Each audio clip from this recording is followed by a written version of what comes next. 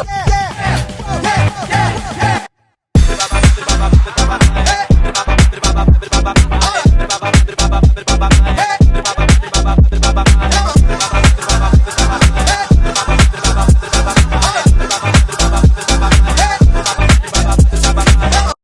like what you said there just about how we feel like it has to be step one, step two, step three. But I mean, rarely people in our positions is it ever like that. Usually it's step one, step two and a half.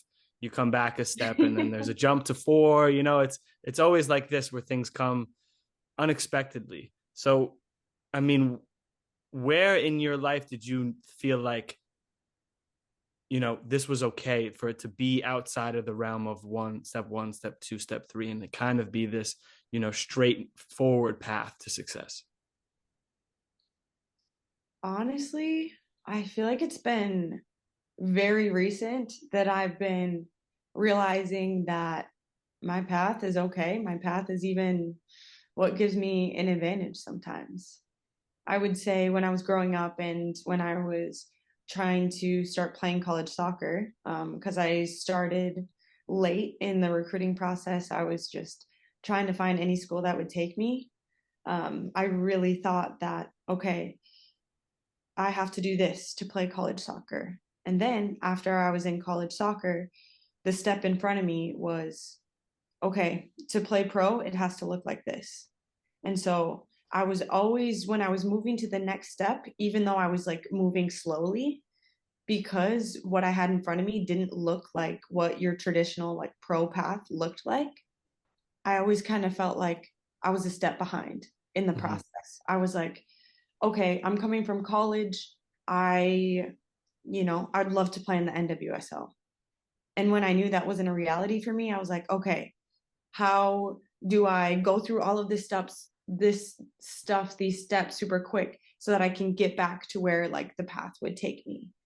But I would say just recently, probably in the past year, I realized that I don't know, all the different opportunities that I've had, like one kind of led to another.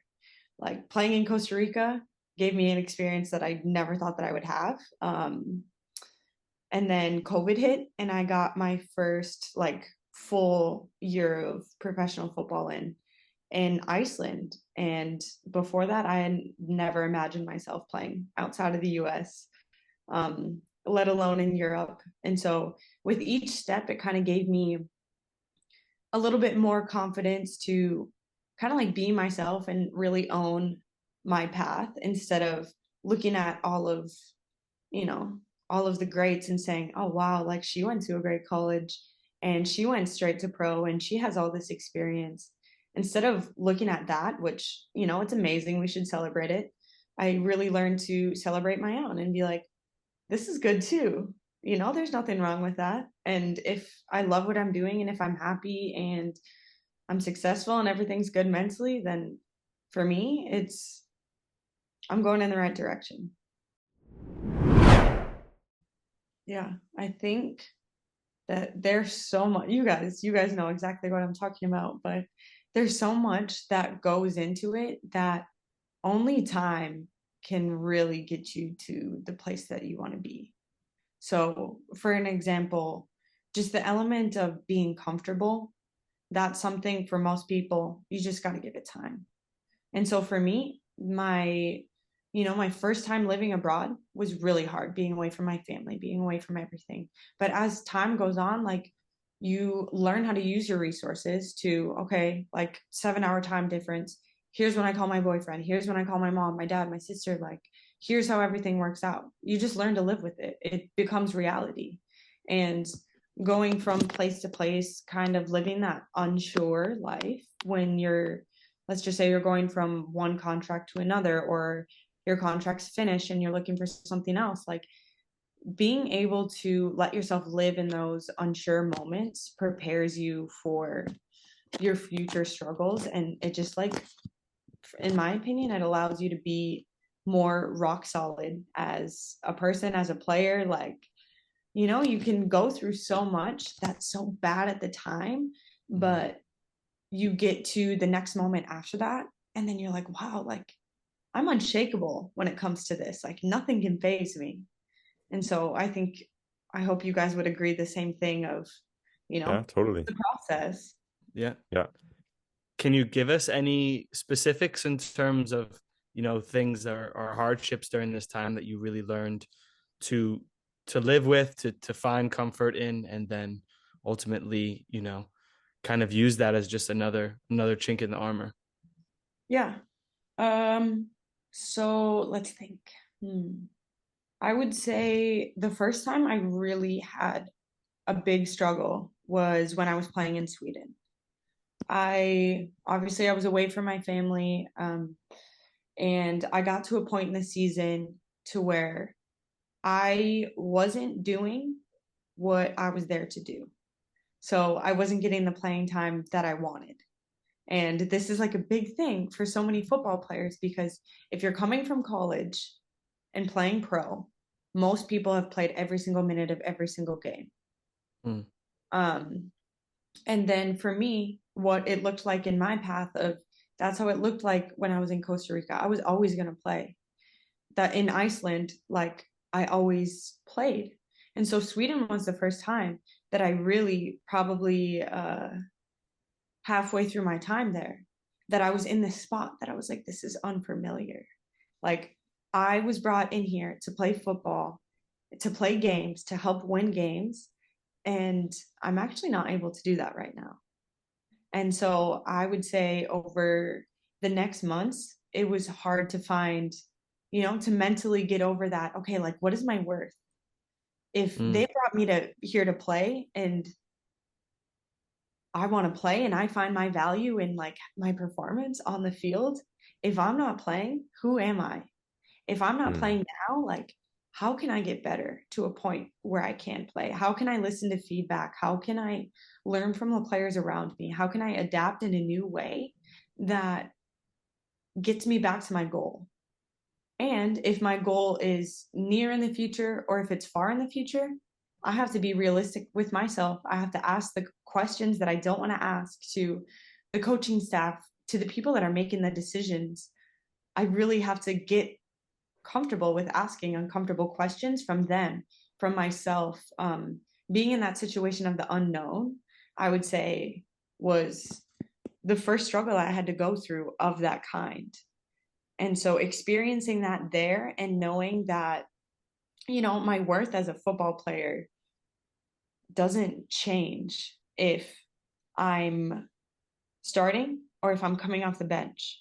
Like I'm still a football player regardless. I can still contribute to my team. Yeah, it might look different in both ways, but kind of getting over that initial change for me allowed me to kind of come to a new place to where my confidence wasn't shaken by decisions made by other people. Like everything that I couldn't control, everything that I can't control, I cannot let affect my confidence. So still working on that part. Still working on that part. I But think it's always, I think there's no perfecting any of these Right. things. It's because absolutely. they're tough, especially, I mean, as footballers, you're totally right. Like there's such a reliance on playing and winning and our self-worth. That relationship is very hard to break. And sometimes you can do better jobs at it, but other times it can really haunt you. It's that balance of obsession with the sport that, part of the obsession helps you get to the places you are, but part of that obsession also brings you into, these holes that you can't necessarily dig out of so quickly. Absolutely. Yeah. Did, Balance. balance. Yeah. It's the simplest word and it means the most. It really does. Mm-hmm. Did you, I mean, your process with this, was it difficult for you at first to be so intrinsic about it, to ask these questions to yourself, to realize you had to ask these uncomfortable questions to coaches and to others? Did you feel like, in reflecting on this time, did you feel like maybe in those beginning weeks or months that it was more just emotion, or it was more just blame on other things rather than thinking, okay, how can I get better and how can I improve the situation? Yeah. It definitely was. In an ideal world, we're put in a situation and we know how to solve it. Once we know how to solve it, we solve it. Yeah. But like that's not reality. For me, it's like you're put in a position that you've never been before, and you automatically start looking around. And it's so easy to look at the people around you and to try to find an excuse to even say, wow, like I had a better practice than her today. And she's starting. She doesn't even get questioned for this or that or whatever. And, this person's really hard on me. That's the easy way out. And I've been there and I still go back to there sometimes. I think it's normal for everybody. But I think over time and, a lot of phone calls with my parents where they had to be brutally honest with me and say, hey, like, you got to look in the mirror too. Not everybody is, is your problem. Like your problems aren't coming from other people. Like I said before, control what you can control. And if you're so focused and if you're so committed on doing the things that are yours, then those things will go away. You're not going to be like, okay, I'm so committed to doing everything that I'm doing. But if I look over here, that girl didn't have a good practice today. No, you don't notice that because you're so busy on getting yours, on improving and being the best you, that you're like, wow, she didn't have a good practice today. I want her to have a good practice tomorrow. And when she does have a good practice, you're the first one to pat her on the back to say, well done, nice work. It's like perspective for sure. I mean, what kind of advice would you give to people? I mean, you've been in multiple countries now. You live away from your family, like you said, your boyfriend, you have a twin sister. I mean, people who I'm sure you're so very close with. So what kind of advice do you give to people in terms of ways to adapt to this and to learn, as you said, it just becomes part of your life and instead of battling it? I would definitely say, obviously, as far as keeping in contact with the people that you love, make a schedule, prioritize, figure out, the first time you get there, like, when am I going to be able to talk to my support system? For sure. When am I going to be able to hear from the people that I love? Do that first. And then second thing that I would definitely say is play for them. For all the things that you're missing, like, remember, like, the sacrifices you're making to play the sport that you love and play in a way that shows that. If you go to the pitch every morning for training and you're like, oh, you know what? I'm away from my family. If I could just go home, if I could just this, if I could just that, or if practice was over, I'm going to take a nap, I'm going to watch some Netflix. Like, are you really doing everybody justice? Are you doing yourself justice? Are you doing your sacrifice justice? In my opinion, you're not. But if you go to the field every day, you don't have to be the most serious person on earth, like, by any means. But, for me, it's like I have my screensaver. It's my parents on the front. You open it up, it's me and my twin.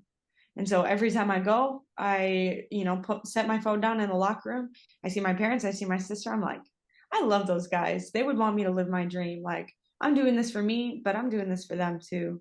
And like all the sacrifices that I make, being away from my family, being away from my boyfriend, I'm like, no, they're all going to be worth it. Like, I'm playing in a way that I think they would be proud of me.